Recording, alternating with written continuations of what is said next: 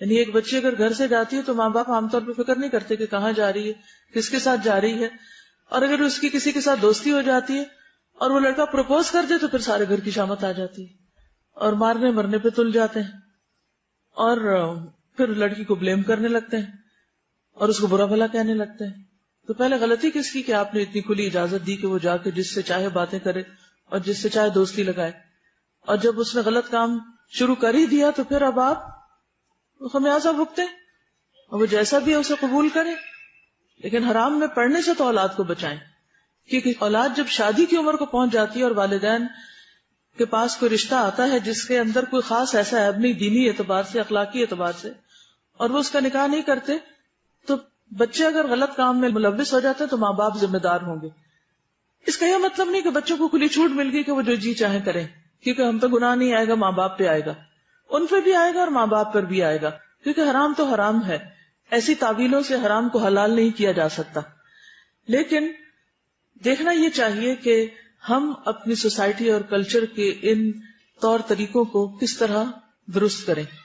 اور اس کی ایک بڑی وجہ ہے کہ چھوٹی چھوٹی باتوں پہ بعض اوقات خاندان والے ایک دوسرے سے ناراض ہو بیٹھتے ہیں. اگر کسی نے رشتہ پوچھا اور نہیں کیا تو اس پہ ناراض ہو گئے، اگر کسی کے گھر گئے تو مرضی کے مطابق خاطرداری نہیں ہوئی تو ان سے ناراض ہو گئے. تو آپ دیکھیے کہ جب رشتہ داریاں ہی کاٹ لی جائیں تو پھر کون آپ کی کیئر کرے گا؟ تو اس کے نتیجے میں کیا ہوا کہ لوگ لمبے چوڑے خاندانوں کے باوجود بھی آئسولیٹڈ ہیں اور اکیلے ہیں اور کوئی ایک دوسرے کو پوچھنے والا نہیں رہا. پھر کہتے ہیں کہ خون سفید ہو گیا. تو یہ سوچنا چاہیے کہ ریڈ سیلز ختم کیوں ہوئے اور اس کا علاج کیا ہے. ہمارے ہاں تو اب یہ بھی ختم ہو گیا ہے کہ کسی خاندان میں کوئی کنواری نوجوان لڑکی ہے تو اس کی بھی کوئی فکر کرے.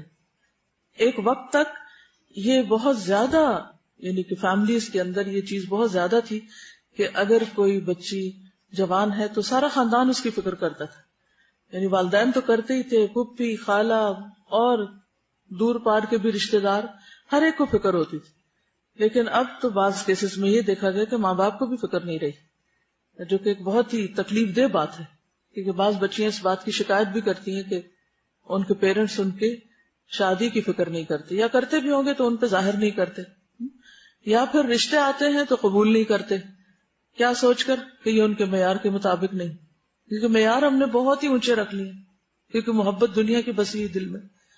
چھوٹی موٹی بھی کسی انسان کے اندر کمی بیشی ہو تو پھر وہ قابل قبول نہیں رہتا.